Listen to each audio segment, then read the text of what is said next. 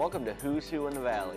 Who's Who in the Valley is sponsored by the Highland Activity Center and produced by video production students at Lakeland High School. I'm Josh, and today we have Andrea Perry, the director of the Suzanne Haskew Art Center in Milford. Welcome. Thanks for having me.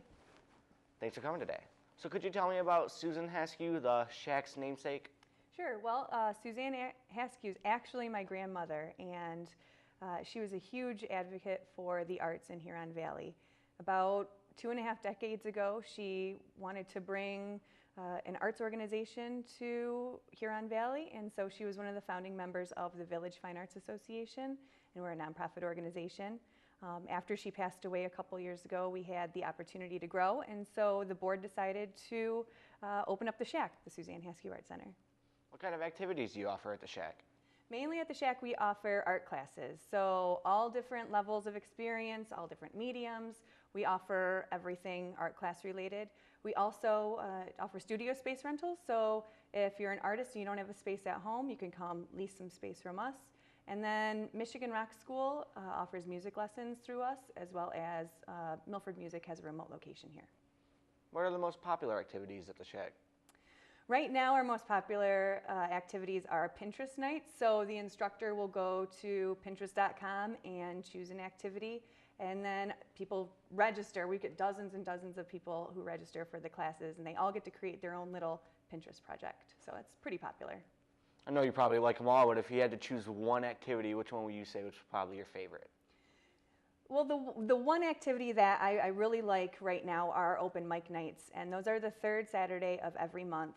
And I like it so much right now because we're holding an Out of the Garage open mic challenge. So we've got 2 age groups, 18 and younger, and then adults.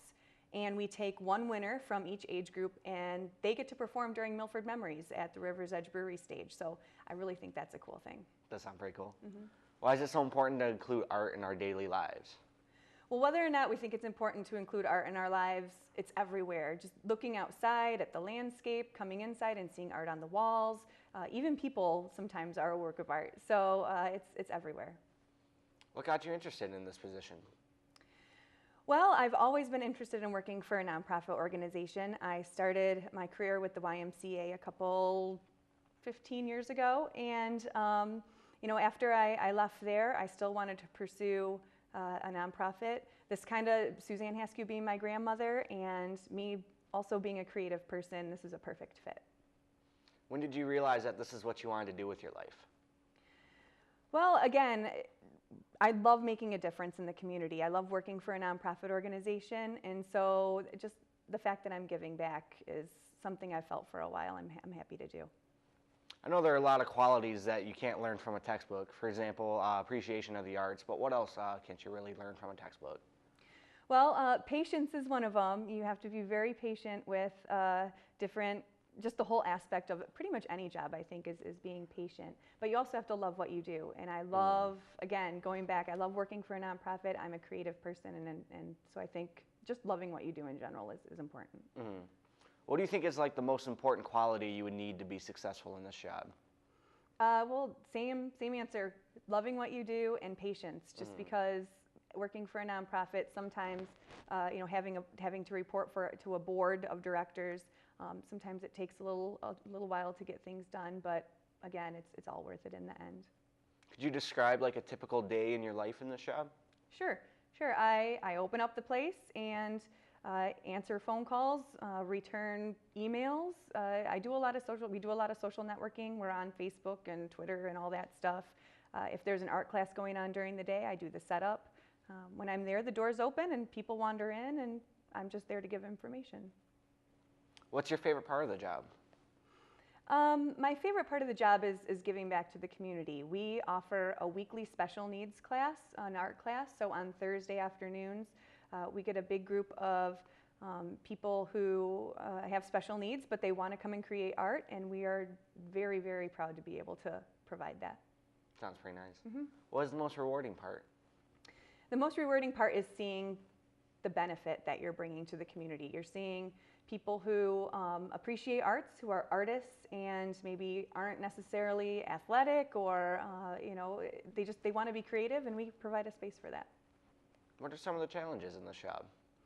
Well, working for a nonprofit organization, there's a lot of work to be done and usually not enough time to do it. So I guess the challenge is separating my personal life and my family life from the job. I can't be on 24/7, and so making sure maybe this can wait or this needs to be done, it's hard to balance the two.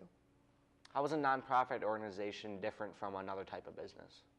Well, nonprofit organizations aren't necessarily in it for the money. So they need to make enough money to pay the bills, to stay open, to pay their employees. But any extra money that they make goes directly back into the community to provide programs, for us, example, art programs. Whereas a for-profit business, if they make money at the end of the year, they're happy with it. Although they might, I'm sure they do, most of them do donate and put back into the community. Say I wanted to get involved in the Shack. What would I have to do that? Well, if you're interested in becoming a member, or if you want to volunteer, if you want to take a class at the Art Center, if you want to instruct at the Art Center, you can talk to me. Finally, for the people who have an interest in being a director of a nonprofit organization, what advice would you give them to be successful in the field? Again, you really do have to love what you do. I know I've said it quite a few times, but it's true. If you don't enjoy what you do, because you're going to work hard, you're going to work a lot, and there's always stuff to be done, so you better love what you do. Sounds fun. Well, Andrea, thank you for coming today. Thank you for having me. Thank you all for watching at home. This has been Who's Who in the Valley, and we will see you next time.